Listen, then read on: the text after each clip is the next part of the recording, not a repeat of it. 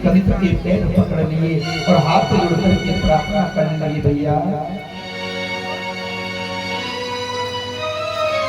देव की रो रो करके आज राजा कंस से प्रार्थना करने लगे।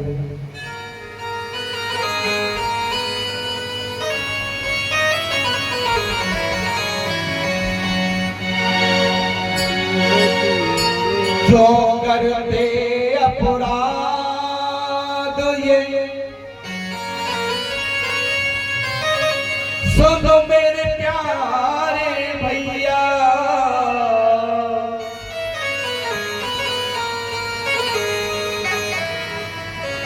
मैंने तुझको समझा था पिता और पुनी मैया। हे भैया मैंने ना माँ को देखा ना पिता को देखा, मैंने तुझे सब कुछ समझा और तू आज मुझे मार रहा। देव की रो करके कंस से प्रार्थना करने लगे।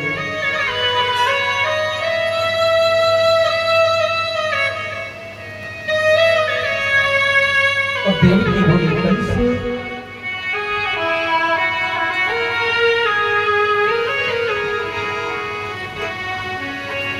कि देव की ये बोली रे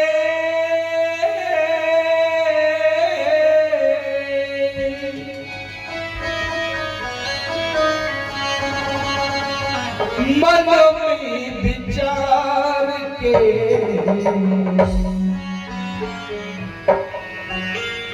पाप क्यों कमावे भैया भेना कुमार के। पाप क्यों कमावे भैया भेना कुमार के।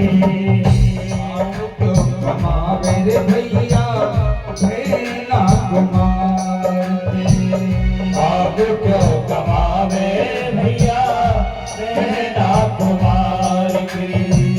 देव की ये रोई रे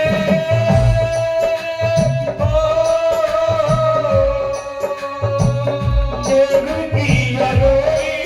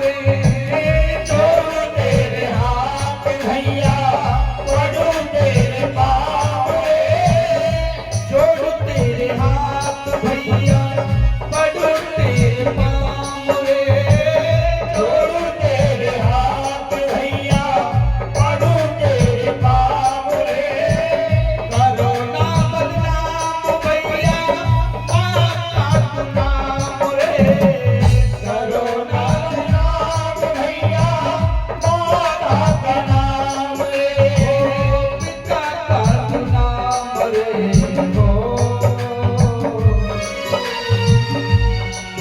हो विनती करती रे,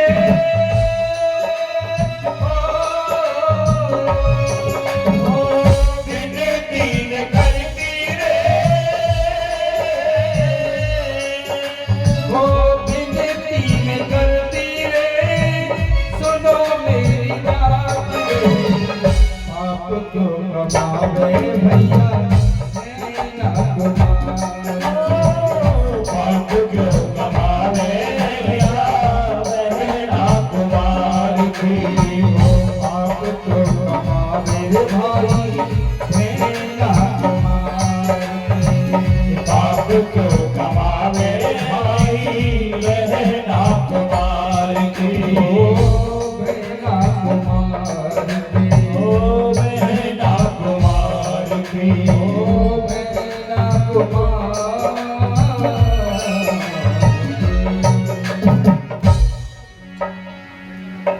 देवकी आगे कंस देवती की बात नहीं सुना, तुरंत तलवार को निकाला और ढेर से तलवार को उठाकर के मारना चाहा। बस देवती ने हाथ रोक लिया।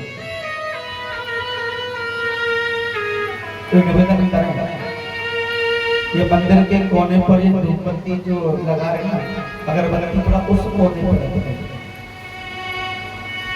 क्योंकि कूलरों की पंखा की आवाज से सब इधर ही नच करके आ गया।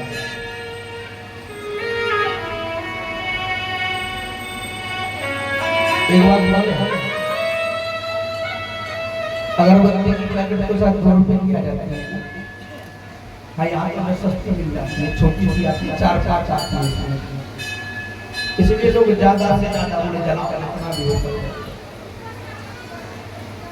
तो ये नहीं सोचता चलो 250 ग्राम मिठाई ले जा करके मैया कोई भोग लगा दे, या 250 ग्राम पेड़ा ले जाए या 250 ग्राम बर्फी ले जाए, वो नहीं क्योंकि सस्ता मिलता है ना, वो ठीक रहता है।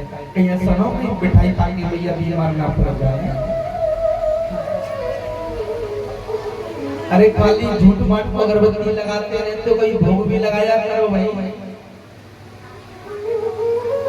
अब नारियल चढ़ा देते तो ठीक है, नारियल चढ़ा दिया, अब आपको नारियल सुकाई उठा करके ये पूरा मुंह में दे दिया तो खा लोगे? नारियल भी चढ़ाओ तो थोड़ा सा ठीक से चढ़ाओ ना, उसको पहले फोड़ लो, फोड़ करके उसको अच्छे से सफा करके छोटे छोटे साल के टुकड़े बना के तब चढ़ाओ ना, तो सबको बांटो।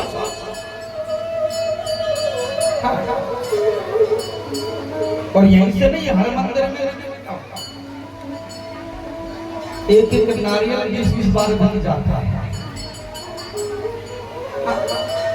हम शहरों में देखते, अभी चल करिए, आपका नारियल को चढ़ा दिया, आपका फल तो लग गया, अब वो नारियल पड़ोसी को सस्ते में बेच दिया, अब वो नारियल फिर उसी रेट में जा रहा है। अब लोग समझदार है, दुकान से लेंगे तो 20 का मिलेगा, मंदिर से 10 में काम चल जाता। अब 10 का फायदा पुजारी जी को, 10 का फायदा जजमान को, अब दोनों का ही भला हो रहा है ना इसमें, दोनों का भला हो रहा है। पर एक भाई जान ली एक बार की चढ़ जाती है ना, वो चढ़ जाती है। अब दोबारा भाई कितना भी चढ़ा लो, अब एक बार चढ़ा दिया, मैया ने भोग लगा लिया, अब झूठे प्रसाद को कितनी बार भी चढ़ा लो, फिर कोई मतलब निकलने वाला है।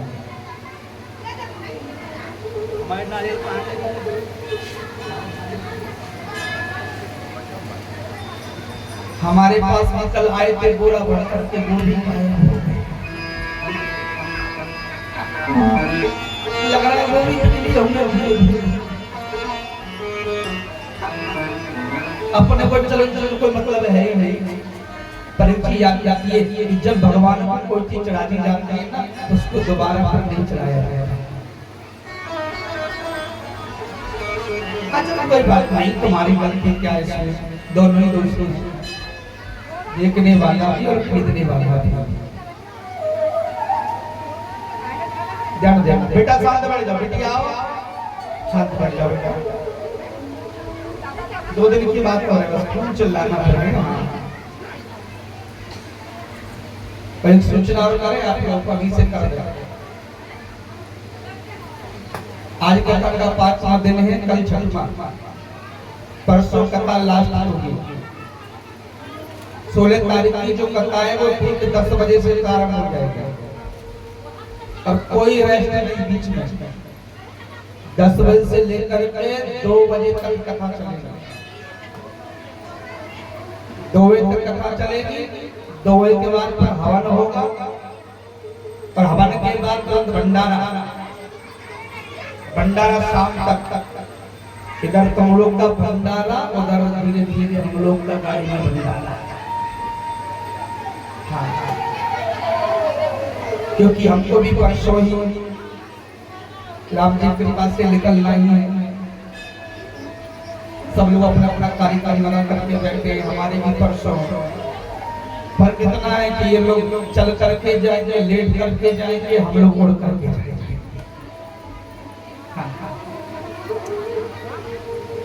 परसों की जो कथा है वो 10 बजे प्रारंभ हो जाएगी।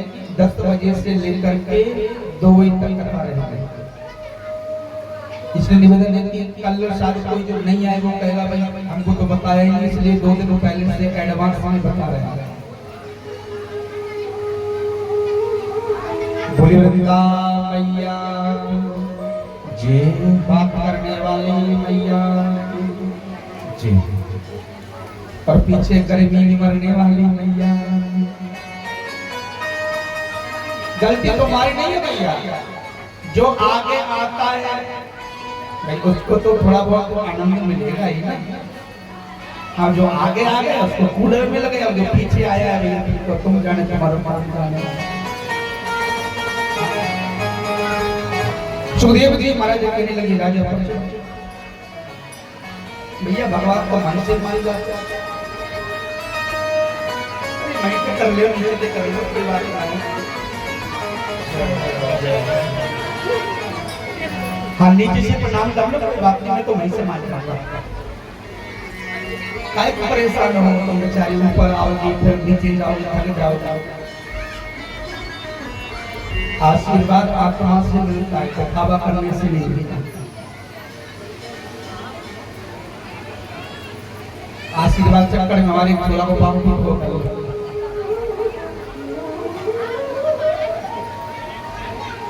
सुखदेव जी महाराज कहने लगे राजा पर, आज कंस ने जैसे तलवार को निकाला और मारने के लिए प्रहार किया, वसुदेव ने हाथ रोक लिया। बच्चे थोड़ा अल्लाह ताला को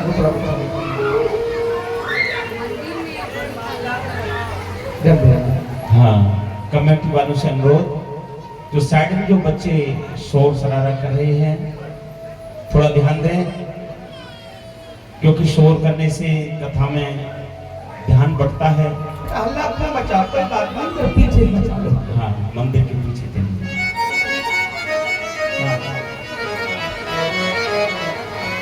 अब क्या करें, बिना पुलिस वाले बंदरे में अल्लाह तो बचा जाए।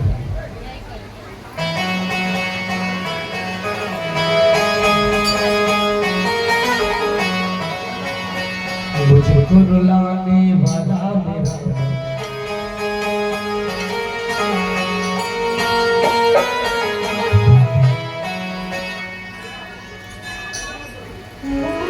कान्हा को बुलाने वाला मेरा, चरणों से लगाने वाला मेरा, हो दूर न जइयो है तो, दूर न जइयो है तो। कान्हा को बुलाने वाले मेरे मुझको रुलाने वाले मेरे मन, कुछ भुलाने वाले मेरे मन, मुझे लगाने वाले मेरे मन, चरणों से जइयो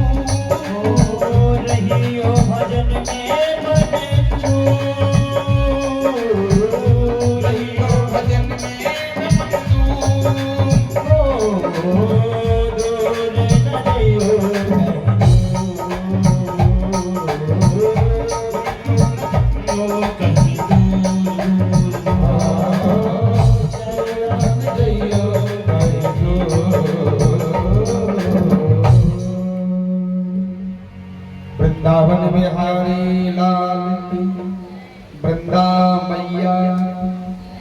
धीरे बोलो, गला कट जाएगा। धीरे बोलो थोड़ा सा। पड़ोसी को नहीं पता चल रहा कि मुझे कारण लगा रहे हो, सामने बैठे हो, बदनामी होगी। फायदा क्या है? ये भगवान इतनी जोर से बोल रहे हो ना, बगल में पड़ोसी खर्राटा मार रहा होगा, वो भी नहीं जाएगा। हम तो 9 दिन मैया को जगाने के लिए, भगवान को जगाने के लिए आए। कहते हैं सामान उसी का बिकता है जिसकी दुकान होती है, और भगवान के दरबार में तो वही बोलता है जिसके मुंह में जुबान। अब है नहीं तो क्या करता?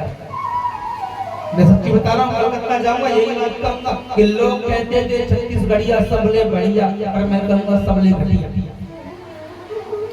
बढ़िया हो तो बढ़िया का प्रमाण जयकारे में कंजूसी नहीं आ।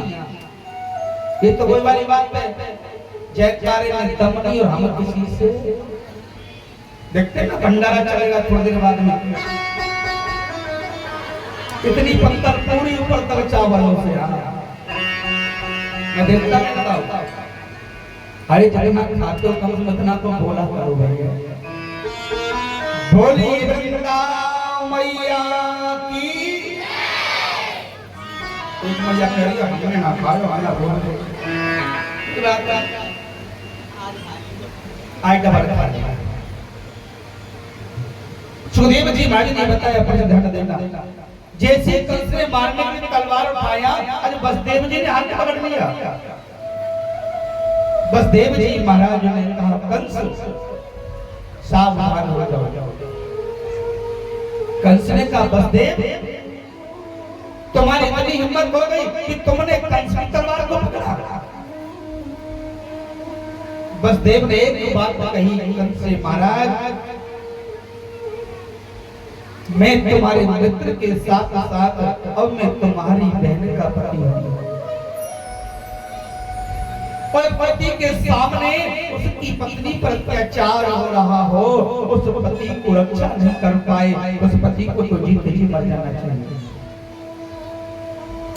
मैं अपने होते हुए देवी को मौत के घाट पर नहीं दूंगा। तो कंस ने कहा बसदेव तू भी देवी के साथ मरने को तैयार हो जा। आता ताईता कंस एक पल में सारे रिश्ते खत्म कर दिए। मित्रता को भूल गया, रिश्तेदारी को भूल गया, अपनी बहन को भी भूल गया। बसदेव जी ने कहा कंस तेरे जैसे आता ताई से क्या कहूं, पर मित्रता के नाते सुझाव देना चाहता हूं तुझे। तू अपनी बहन को मार दे, मैं कुछ नहीं कहूंगा, पर एक बात याद रखना, तूने अपनी बहन का वध कर दिया ना, तो जो लोगों के मन में तेरा खौफ बैठा हुआ है वो सारा खौफ खत्म हो जाएगा। लोग कहेंगे कंस तो आता ताई था, अपनी बहन का ही वध कर दिया। मैं तुझे सुझाव देना चाहता हूं, कृष्ण का बोलो। बसदेव जी ने कहा कंस तेरा शत्रु देवकी की संतान है, देवकी को नहीं। बोले नहीं। बसदेव ने कहा तो कंस मैं तुझे वचन देता हूं, मैं तुझे वचन देता हूं, जब तक देवकी के 8 संतान जन्म नहीं ले लेंगी तब तक मैं तेरी पकड़ नहीं छोड़कर नहीं जाऊंगा। और मैं ये भी वचन देता हूँ, जो भी देवकी के बच्चे जन्म लेंगे मैं अपने हाथों से उन बच्चों को तुझे देकर के सौंप दूंगा।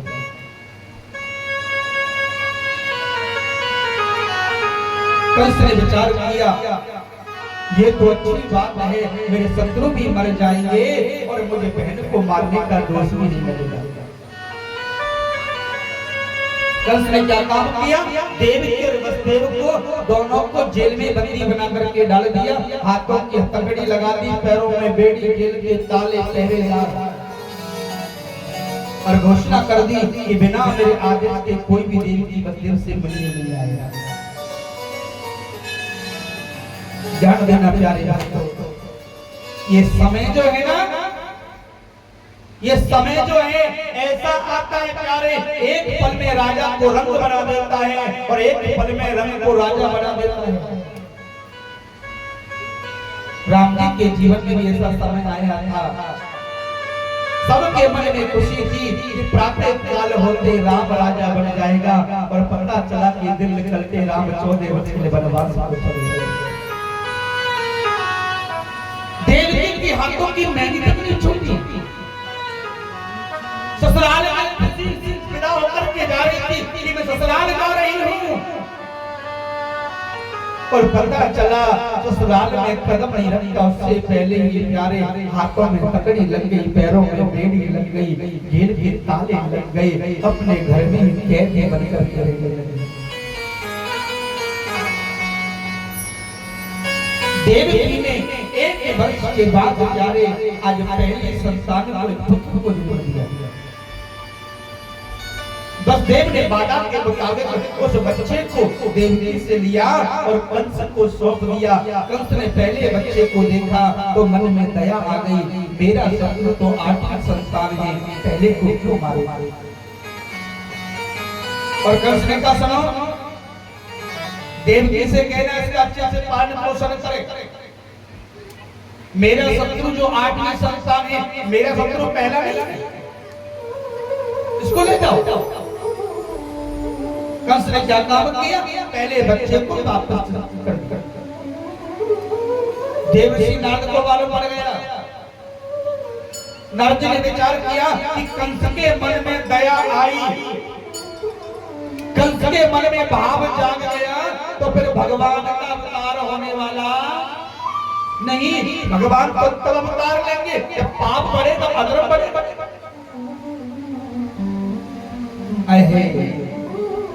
देवर्षि नारद नारायण नारायण करते कंस के पास पहुंचे और कंस से बोले, कंस मैंने सुना है कि तूने देवकी के पहले संतान को जिंदा छोड़ दिया।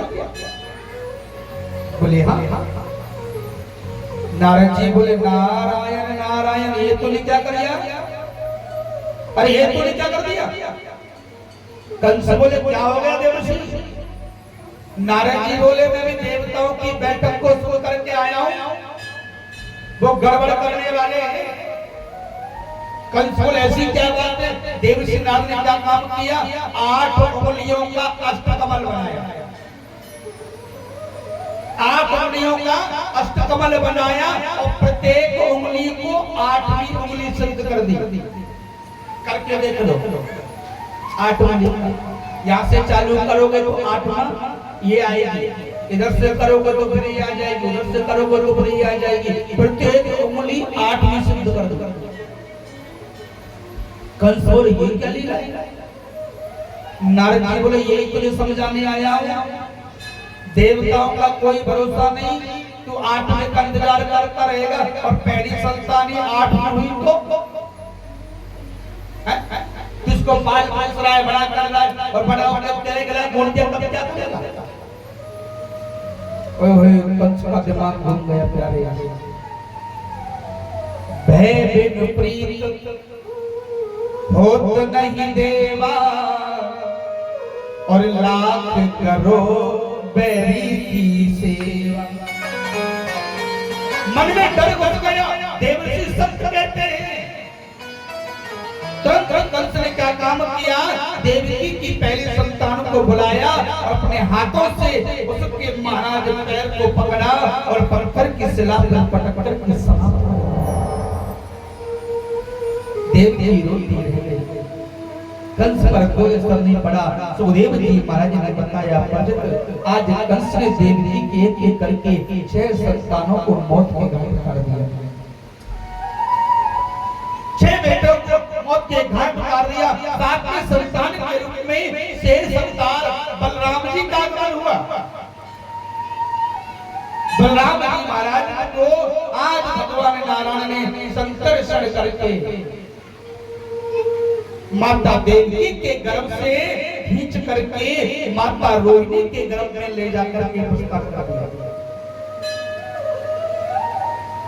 क्योंकि माता रोहिणी के गर्भ में इसलिए उस बच्चे को महाराज पहुंचाया, क्योंकि माता रोहिणी जो है ना, ध्यान देना, ना तो उनका कोई माँ है और ना उनकी कोई पिता है। माता रोहिणी जो है ना तो कोई माँ ना कोई पिता है, क्योंकि रोहिणी नक्षत्र जो है ना वही स्वयं कन्या बनकर के प्रकट हुआ। बलराम जी महाराज जो है वो शेष अवतार है और कोई भी नारी शेष नाग को अपने गर्भ में धारण नहीं कर सकती। इसलिए माता रोहिणी जो है वो महाराज रोहिणी नक्षत्र है, जिस नक्षत्र में बलराम जी का आगमन हुआ। 7वें संतान को माता रोहिणी घर में पहुंचाया। 7वें संतान के रूप में बलराम जी का आगमन हुआ। कंस ने सेनापति से कहा करके आओ, 7वां बेटा अभी तक नहीं हुआ। देवकी ने कहा जाकर कंस से कह देना कि 7वां संतान गर्भ के अंदर नष्ट हो गर्भपात हो गया। कंस ने बड़ी खुशी मनाई, अच्छा हुआ गर्भ के अंदर ही मर गया, नहीं मुझे अपने हाथों से मारना पड़ता। कंस ने विचार किया, 6 को मार डाला, 7वां गर्भ के अंदर मर गया, 8वें की आने की बारी, अब तो और सेना बढ़ा दी महाराज, और सेनापति बढ़ा दिए। मगर सुखदेव जी महाराज ने बताया, आज मेरे नारायण का, मेरे गोविंद का आने का समय हो गया। भादों की रात है, कृष्ण पक्ष है, अष्टमी का दिन है और रात के 12 बज रहे हैं। आज मेरे भगवान नारायण ने चतुर्भुज रूप धारण किया और मथुरा की जेलों में प्रकट हो गए। बोलिए भक्तवत्सल भगवान की जय। मथुरा की जेलों में भगवान प्रकट हो गए। भगवान ने चतुर्भुज रूप बनाया। भगवान बोले, माँ बोल मेरे लिए क्या आदेश है। देवकी नहीं समझ पाई मुझे कौन बुला रहा है। भगवान ने विचार किया, अभी देवकी को जगाने का उचित समय नहीं। भगवान ने तुरंत योग माया को योग माया प्रकट हो, योग माया प्रकट हुई। आज भगवान नारायण बोले, योग माया, योग माया ने कहा, प्रभु आदेश करो, कैसे मुझे याद किया। भगवान को, देवी मैं ब्रज में कुछ लीला करने वाला हूं, मैं लीला करने वाला हूं। योग माया ने कहा, प्रभु मेरे लिए क्या आदेश है। भगवान नारायण ने कहा, योग माया मैं चाहता हूं कि इस लीला में तू मेरी धर्म की बहन बनकर के मेरा साथ निभा। योग माया से इतना कहा, योग माया की आंखों से जल बहने लगा। योग माया ने कहा प्रभु क्या तुम सच कह रहे हो? अब सच कह रहे हो कि मुझे तुम्हारी बहन बनने का सौभाग्य मिलेगा? भगवान को देव सत्य कहता हूँ। योग माया बोले प्रभु यदि मुझे प्राणों का भी बलिदान देना पड़े तो मैं पीछे नहीं हटूंगी, क्योंकि मुझे भगवान की बहन बनने का सौभाग्य मिल रहा है। बोलो क्या आदेश है? भगवान बोले देवी मैं कुछ समय बाद देवकी के गर्भ से जन्म लेने वाला हूं। जैसे मथुरा में बच्चा बनकर के बाल अवस्था में प्राकट हूं, तो उसी समय यहाँ से माया का पैरा हटा करके ना गोकुल में चली जानी। और गोकुल में वो बाबा नंद और यशोदा जो है ना, यशोदा की गोद में कन्या बन करके प्राकट हो जाना। और जब मैं गोकुल में जाऊं तुरंत मथुरा आना और मथुरा करके माया का प्रभाव जमाने वाले। योग मैंने जैसी आपकी आज्ञा। भगवान नारायण ने आज माता देवकी को वसुदेव को जगवाया। देवकी ने कहा प्रभु मेरी गोद बचपन से मुक्ता के लिए तरस रही है, इस रूप को त्याग करके छोटा रूप धारण करके मेरी गोद में आ जाओ। भगवान बोले माँ जैसा तू कहती है कर तो दूंगा, पर मैं तेरी रक्षा नहीं कर पाऊंगा, तुझे स्वयं रक्षा करनी पड़ेगी। और माँ मुझे इसी समय ना नंद बाबा से कहकर के गोकुल में यशोदा मैया के यहाँ पर भिजवा दे। मैया के लाला देख पर हाथों में पगड़ी लगी है, पैरों में बेड़ी लगी है। ये सब क्या होगा? भगवान बोले मैया तू चिंता न कर। और जैसे आज भगवान ने सूक्ष्म रूप धारण किया और माँ ने अपने लाला को अपने गोद में उठाया, सुखदेव जी महाराज कहने लगे बच्चों आज महाराज हाथों की तकड़ी खुल गई, पैरों की बेड़ी टूट गई, जेल के ताले टूट गए, सारे के सारे पहरेदार मूर्छित होकर के जमीन पर गिर पड़े। बोली भक्तवत्सल भगवान की जय हो। देवताओं ने बड़ी सुंदर स्तुति समझ करी महाराज।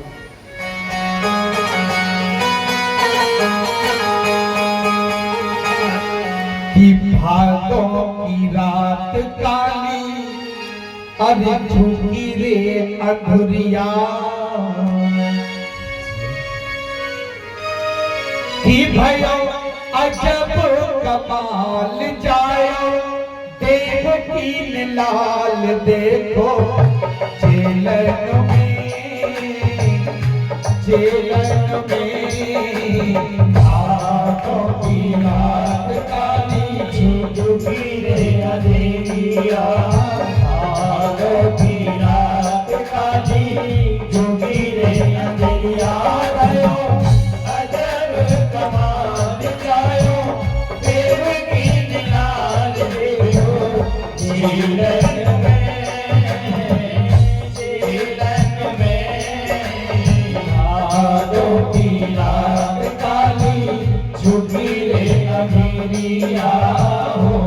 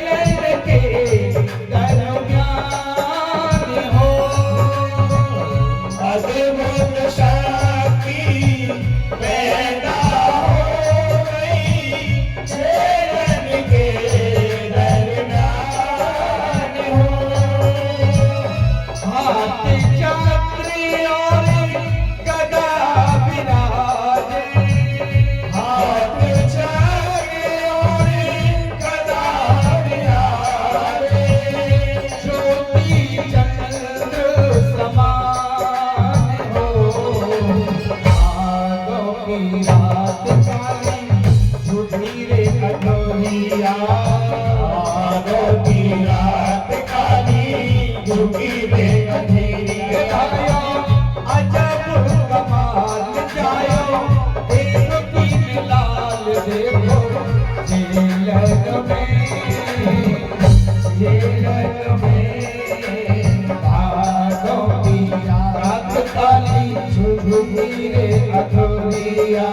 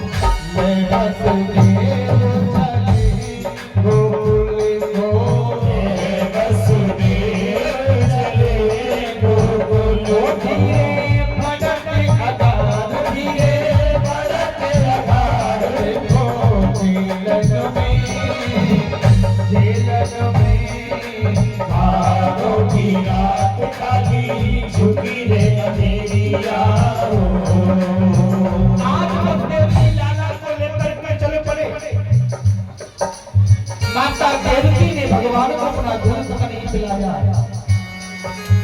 भगवान ने रोने लगे, माँ तो करने लगे और माता देवी बोली मेरे लाला तो बेटा मारे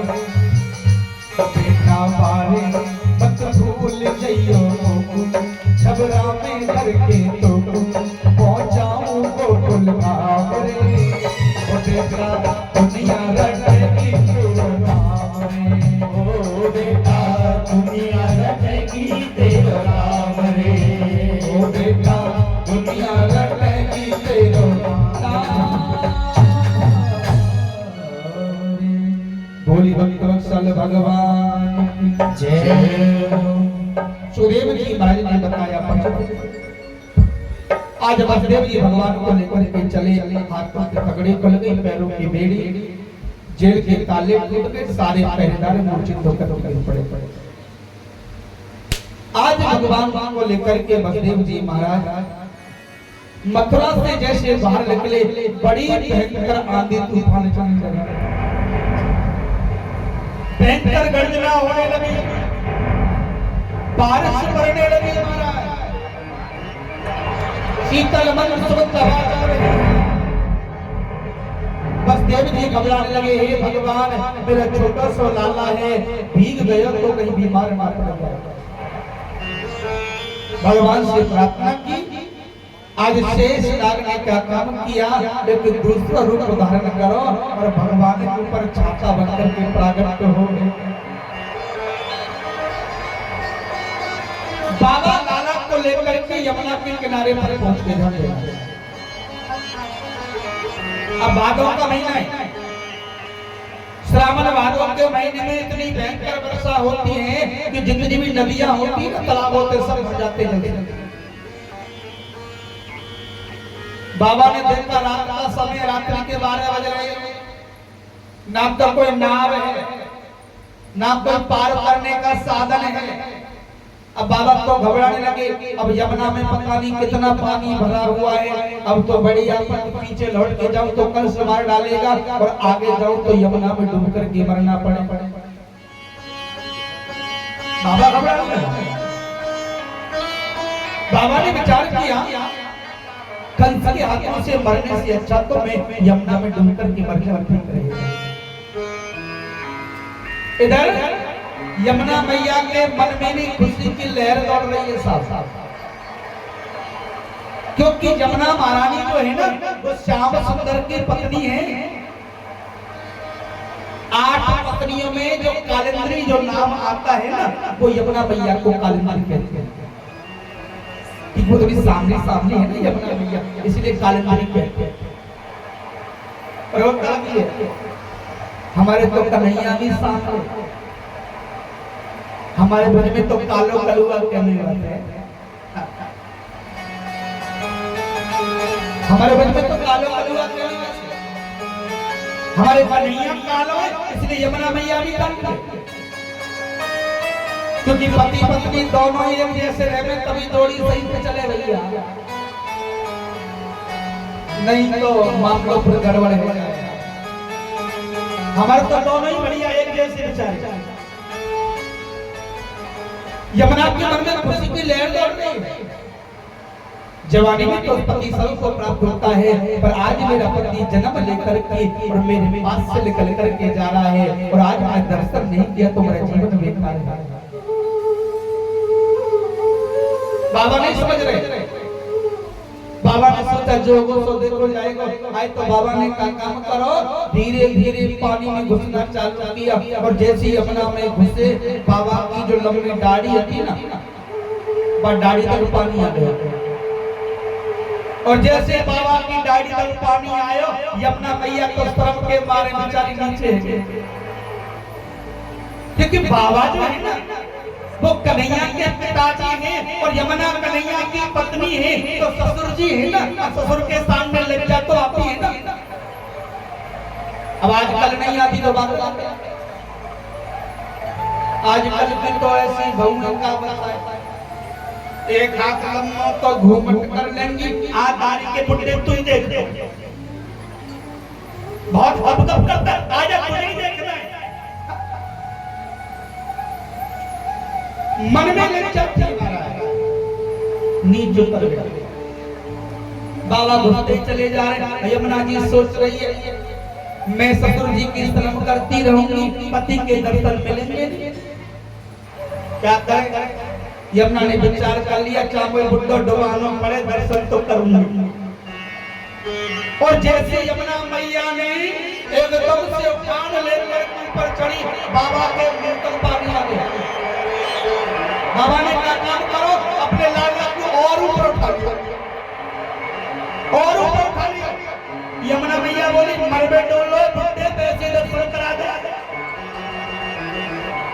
भगवान भावना को समझ गए और जैसे ही भगवान ने पैरों को नीचे लटकाया, यमुना मैया ने अपने प्रभु के दर्शन किए और दर्शन करने के बाद में रास्ता दे दिया और बाबा ने चिल्लाना चालू कर दिया, अरे कोई ले, कोई ले, कोई ले। जैसे बाबा ने आवाज लगाई, अरे कोई ले, मैं डूब रहा हूँ, उसी जगह पर बड़ा सुंदर एक घाट का निर्माण हुआ जिसको कोयले घाट के नाम से जाना जाता है। बाबा ने आवाज लगाई ना, अरे कोई ले, मैं डूब रहा हूँ, लाला को लो। उसी जगह पर घाट का निर्माण हुआ जिसको कोयले घाट के नाम से जाना जाता है। यमुना मैया निकल के चले गए। यशोदा मैया के बगल में योग माया रूपी कन्या लेटी हुई है। अपने बेटा को सुलायो और खाली हाथ लौट पड़े। खाली हाथ लौट पड़े। इस बात को नंद और बसदेव के अलावा तीसरा कोई नहीं जानता था। बसदेव खाली हाथ लौट पड़े। नंद बाबा ने कहा, बसदेव ठहरो। क्या काम किया? तुरंत बसदेव जी महाराज वहां पर रुके और नंद बाबा अंदर गए और नंद बाबा ने कन्या को अपने हाथ में उठाया और हाथ में उठा करके बसदेव से बोले, बसदेव ले, इस बेटी को तू लेकर के जा। नंद बाबा ने इतना जब कहा, बसदेव ने कहा, मैं इतना स्वार्थी नहीं हूं, मैं तेरा स्वार्थी नहीं हूं कि मैं अपने बेटा के प्राण बचाने के चक्कर में तेरी बेटी को बलिदान दे दूं। कल से मारता है तो मार दे, मुझे कोई फर्क पड़ने वाला नहीं, मगर मैं तेरी बेटी को लेकर के नहीं जाऊंगा। नंद बाबा ने बसदेव से कहा, बसदेव तुम मेरा मित्र है, तू मेरा मित्र है और मित्र वही होता है जो अपने मित्र के बुरे वक्त में काम आए। वो यार नहीं होता तो एक यार पर संकट हो और दूसरा यार उसके संकट के समय पर प्यारे उसका मजाक उड़ाए, वो मित्र नहीं होता। मित्र वो होता है जो अपने यार के हर दुख में साथ रहे। वो यार नहीं होता, वो यार के नाम पर कलंक बनता है। जब मिठाई खाने को मिली तो तू मेरा यार है, तू मेरा बहुत बड़ा फ्रेंड है, और जब दुख आया तो मेरा दुख क्यों रखता है? वो यार नहीं है मेरी माँ, वो यार के नाम पर धरता है। यार करना है तो महाराज रस्सी और डोल जैसी कर, बाल्टी को लेकर बर्तन जो होता है ना कुएं के अंदर जब डालते हैं, रस्सी क्या काम करती है? उस बर्तन को बांध करके अंदर कुएं में डालती है। और बर्तन क्या काम करता है? वो रस्सी की सहायता करने के लिए अपने गले को फंसा करके तब पानी लेके आता है। मित्रता करनी है तो प्यारे राजा के ढाल के जैसी बनो। संकट आए तो सामने खड़ा हो जाओ और सुख आए तो पीछे कांधे पे टक जाओ। मित्रता हो तो ढाल के जैसी होनी चाहिए, मित्रता हो तो रस्सी डोल जैसी होनी चाहिए। सुदेव जी महाराज ने बताया, नंद बाबा बसदेव से बोले, बसदेव मैं सौगंध खा करके कहता हूं, ना तो मैं किसी को ये बताऊंगा कि ये मेरा बेटा नहीं है, और ना मैं किसी को ये मालूम पड़ने दूंगा कि मैं दूसरे के बेटे को अपना बेटा मान करके पाल रहा हूं। मैं तुझे वचन देता हूं तू इस बच्ची को लेकर के जाएगा।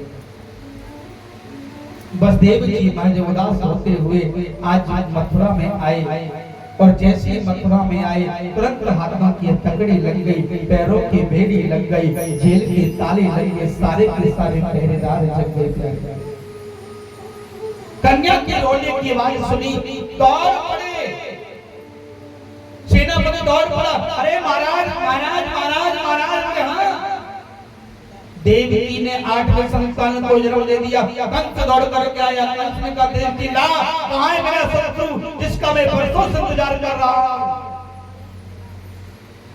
देव जी हाथ जोड़ करके बोली भैया ये 8वीं जो संतान है ना ये बेटी है बेटा नहीं है। कंस ने कहा देवकी ये तू क्या कह रही है? उस सन्यासी ने कहा था कि देवकी के 8 पुत्र होंगे, देवकी की किस्मत में एक भी बेटी नहीं, फिर ये बेटे कहां से आई? बोल बेटा को कहां छुपाया है? देवकी बोली भैया ये हाथों की तगड़ी भी तूने लगाई है, पैरों की बेड़ी भी तेरे द्वारा लगी हुई है, और ये ताले पैदा सब तुम्हारा है, और तू मुझे क्यों दोष देता है? कंस ने पहले तो विचार किया ये क्या प्यारे लगेगा, फिर बने में सोचा ऐसा ना हो अब तो मैं इसको बेटी समझ करके छोड़ दूं और बड़ा होकर के बेटा बन गया तो मन में डर घुस गया, और जैसे देवकी से कन्या को छीना और जैसे मारने के लिए कन्या को आज चले, सुखदेव जी महाराज ने बताया आज वो कन्या हाथ को छुड़ा करके आकाश मार्ग में उड़ गई और अष्टभुजा का रूप धारण कर लिया। बोलिए अष्टभुजा माता की जय। अष्टभुजा का रूप धारण कर लिया। सुखदेव जी महाराज कहने लगे राजा परीक्षित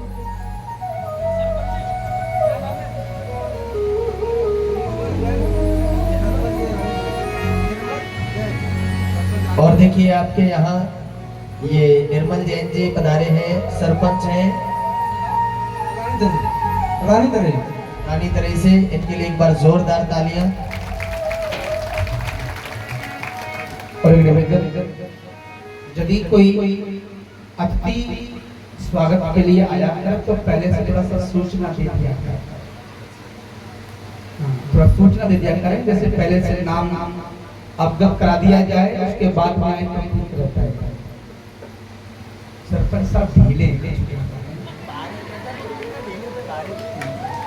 आज मन नहीं लग रहा है ना, आपकी तो देवी जी नहीं है आज,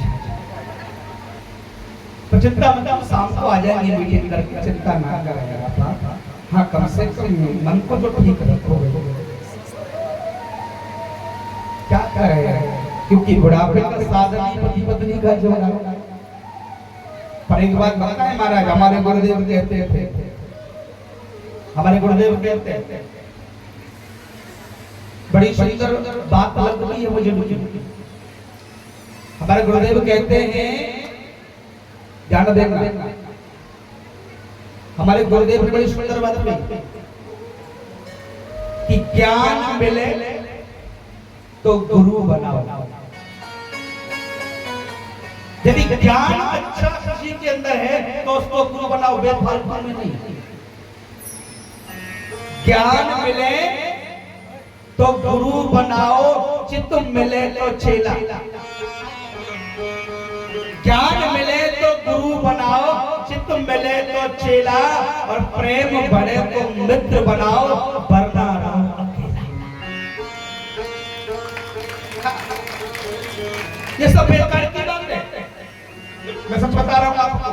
इस कहने की बात है, दुनिया जो है ना वो बड़ी भगनी है हमारा। इस दुनिया में ना हम किसी के ना कोई है हमारा, और झूठे जगत से किया अब किनारा। देख लिए दुनिया वाले तन के हैं गोरे मगर मन के हैं काले, जीना हुआ इस दुनिया में मुश्किल है। ये सब है जो लोग कहते हैं ना, जो लोग कहते हैं कि हम हमारे बिना एक मिनट नहीं रह सकते। एक बात बता दूं आपको, जो पत्नी ताल ठोक करके दावा करती है कि मैं अपने पति के बिना एक मिनट नहीं रह सकती, जिस दिन उस पत्नी का पति मर जाता है, कै दिन खाना छोड़ती वो पत्नी, बताओ जरा कितना दर्द होता है। कोई सोचती है कि भाई मेरा सुहाग चला गया, अब मैं किसके सारे रहूंगी, 12 दिन भूखी रहूंगी। चिता में आग लगा करता है संजा को तो नीचे तुरंत चालू। कहाँ गया प्रेम? मरने वाले के लिए कोई नहीं रोता, अपने लिए रोते। और कितनी माता तो मैं देखता हूँ कहानी बना बना के रोती है। अरे बंटी के पापा संजा की दुकान गए तो कह कर के गए थे क्या को मैं समोसा लेकर के आऊं। पता चलिए थोड़ी देर पहले वो तो समोसा लेके नाई वो तो छोड़ करके चले गए। आदमी की परिणय समोसा नहीं कर रही। हाँ? अपना दुख रोकते। आपने देखा है कोई रोक दो देखना क्या कहते हैं? आप चले गए हमारा क्या होगा? क्या कहते हैं? आप चले गए अब हमारा क्या होगा? अपना दुख रो रहे, ये कोई नहीं कहता कि तुम चले गए, तुमने कैसे कैसे कर्म किए थे, अब तुम्हारे भाग्य का फैसला होगा, तुमको नरक में जाना पड़ेगा या स्वर्ग में जाना पड़ेगा, अब तुम्हारा क्या होगा? ये कह करके कोई नहीं रोता, अपना दुख रोते कि हमारा क्या होगा। ये कोई नहीं कहता कि तुम्हारा क्या होगा, हमारा क्या होगा। सिर्फ कहने की बात है, कोई किसी का नहीं है। ऐसी बात नहीं है। देश क्यों बदल रहा है कि जब से हमारे देश में टीवी चली है तब से देश बिगड़ गया। पहले टीवी नहीं थी तो देश हमारा बड़ा शांत था, सोने की चिड़िया थी भारत देश। जैसे चल गई टीवी, पत्नी से कहने लगे बीवी। हाँ? और जब से चल गई है बाल्टी, पहले चलती थी डोर तो सारी जनता एक जगह रहती थी गोल, और जब से चल गई है बाल्टी तब से घर घर पड़ गई। समझ रहे हैं? कोई बीजेपी में, कोई कांग्रेस में, कोई सपा में, कोई बसपा में, घर घर भर गई बाल्टी।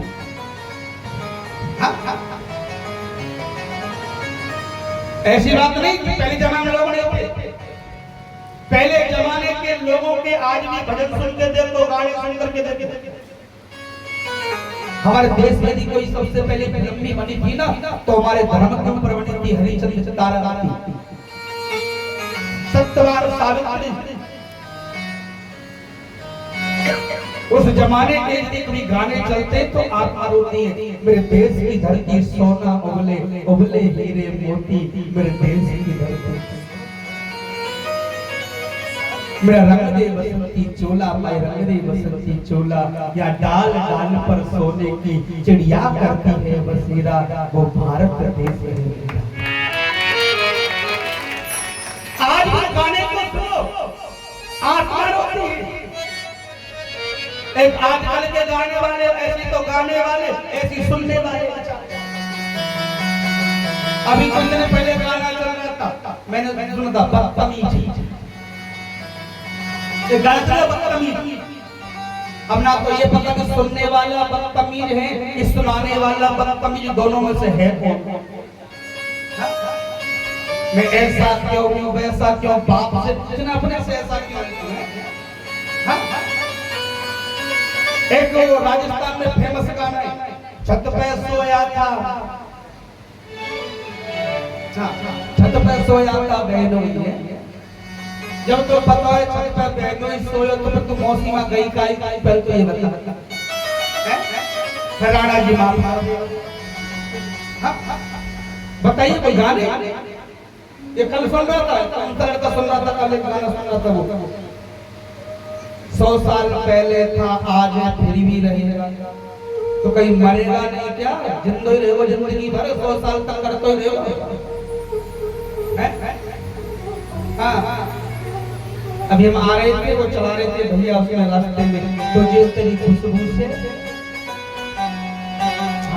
तुझे तेरी खुशबू से पहचान लूंगा, खुशबू से पहचानने का उनको पता करता है। देखा अपना कोई मर जाता है तो कहते हैं किसको बुलाओ, उन कुत्तों को बुलाओ, सुन करके बता दे किसने मारा है। कुत्ता बन के भी आगे पीछा नहीं छोड़ रहा, बताओ अब क्या करोगे? मेरी माँ आत्मा कहता है गाना गाओ तो ऐसा गाओ जो आत्मा में पार हो जाए। इस भजन में राम का नाम बना हो, उस भजन को गाना कभी नहीं लिखा है।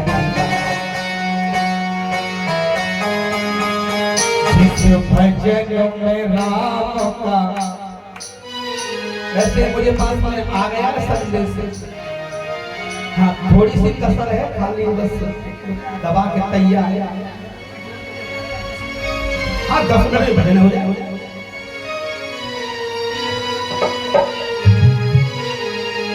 उस भजन को गाना चाहिए जय जय। और उस भजन को गाना चाहिए।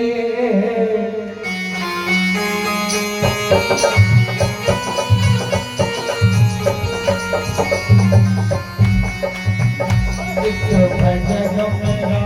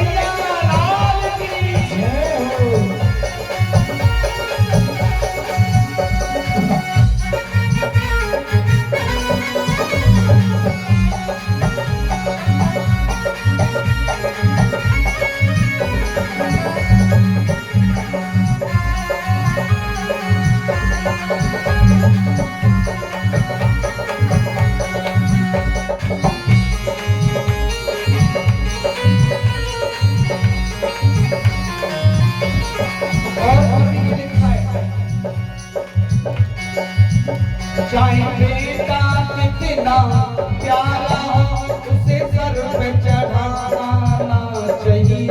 चाहे बेटा कितना प्यारा हो उसे सर पे चढ़ाना चाहिए। चाहे बेटा कितना प्यारा हो उसे सर पे चढ़ाना चाहिए। चाहे बेटा कितना प्यारा हो उसे सर पे चढ़ाना चाहिए। चाहे बेटी कितनी लाडली हो उसे घर घर घुमाना चाहिए। चाहे बेटी कितनी लाडली हो उसे घर घर घुमाना चाहिए। भजन में राम का नाम ना हो उसे भजन को गाना चाहिए।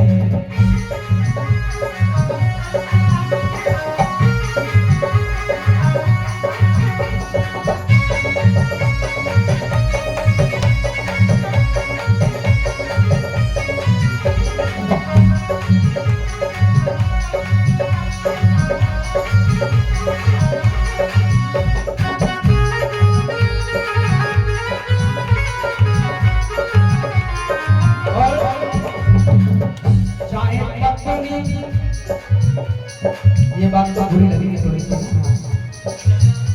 पर आगे तक हमें बताए थे माताओं को क्यों नहीं बताना चाहिए, आगे तक हमें आएगा। तो चाहे पत्नी कितनी प्यारी हो उसे भेद बताना चाहिए। चाहे पत्नी कितनी प्यारी हो उसे भेद बताना चाहिए। आगे की कथा में वर्णन मिलेगा क्योंकि माताओं को श्राप लगा हुआ है। माताओं को श्राप लगा हुआ है, ये अपने मन में किसी बात को ज्यादा समय तक छुपा नहीं सकती। हमारे शास्त्रों में आगे की कथा में सब सुनाया जाएगा, इसलिए कवि लिखता है चाहे पत्नी कितनी,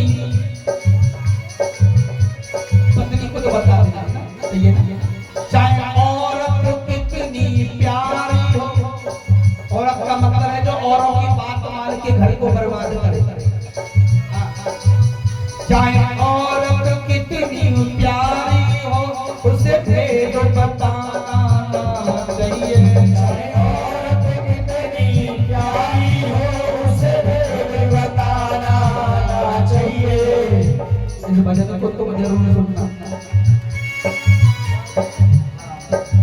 रिचार्ज भी करवाता तो पूछ के करवाता।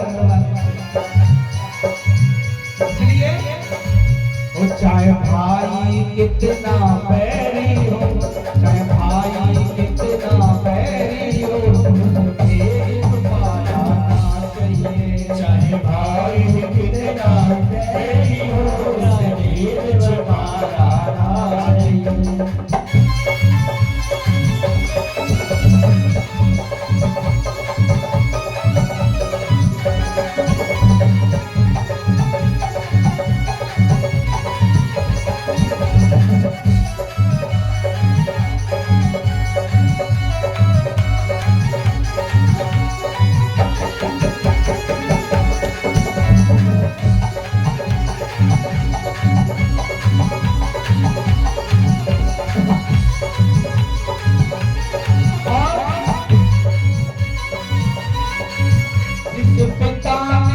जिस माँ ने तुमको जन्म दिया उसे कभी सताना ना चाहिए। जिस माँ ने तुमको जन्म दिया उसे कभी सताना ना चाहिए। जिस माँ ने तुमको जन्म दिया उसे कभी सताना ना चाहिए। जिस माँ ने तुमको जन्म दिया उसे कभी सताना ना चाहिए। जिस पिता ने तुमको पाला है उसे कभी रुलाना ना चाहिए। जिस पिता ने तुमको पाला है उसे कभी रुलाना ना चाहिए। कभी कीर्तन कभी कथा भागवत में कीर्तन हो, वहाँ ताली बजाना ना चाहिए। हाथ लगाएंगे ना। हाँ। और जहाँ दाल चावल खाने को मिले वहाँ भर भर खाना खाना चाहिए। जिस भजन में राम का नाम न हो उस भजन को गाना ना चाहिए। आया समझ में तो नहीं आया? क्या लगेगा? ओ कल्याण न होए उन भगतन को, ओ कल्याण न होए उन भगतन को, जो प्रभु नाम ना लेवे। कल्याण न हो उन भक्तों का जो प्रभु नाम ना लेवे। जो प्रभु नाम ना लेवे, जो हरि को नाम नहीं लेवे। जो प्रभु नाम ना लेवे, जो हरि को नाम ना लेवे। कल्याण न होए उन भगतन को, जो प्रभु को नाम नहीं लेवे। जो कल्याण न हो उन भक्तन को जो प्रभु का नाम ना लेवे। अरे बस करे उल्टी बातन पे, बस करे उनकी बातन पे, बस करे उल्टी बातन पे, बस करे उनकी बातन पे। चिल्ला में चढ़ते छातन पे, चिल्ला में चढ़ते छातन पे। श्री कन्हैया लाल जय हो। अगर ज्यादा कहोगे तो उठ करके भाग जाना। कोई बात नहीं। बोलिए वृंदावन बिहारी लाल की जय। सुदेव जी महाराज कहते हैं आज कंस ने जैसे ही महाराज आज उस कन्या के ऊपर बर्फ फेंका, अष्टभुजा का रूप धारण करके विराजमान हुई। आकाशवाणी वाले कंस, तू मुझे क्या मारेगा? मेरे मारने के बारे में सोचना छोड़, अपने मरने के बारे में सोच। तू नहीं जानता कि तेरा वध करने वाला वो मथुरा में जन्म ले चुका है, प्रकट हो चुका है। वृंदावन बिहारी लाल की जय। अब आकाशवाणी तो कह दी कि भगवान ने जन्म ले लिया, अभी जन्म हुआ नहीं है। आकाशवाणी ने कह दिया कि जन्म ले लिया है, अब तुम जाकर के पहले भोजन कर लो, क्योंकि भगवान का जन्म होगा तो हो सकता है नाचना भी पड़ जाए। हो सकता है नाचना भी पड़ जाए, और खाली पेट ना तो नचेगा ना गावेगा।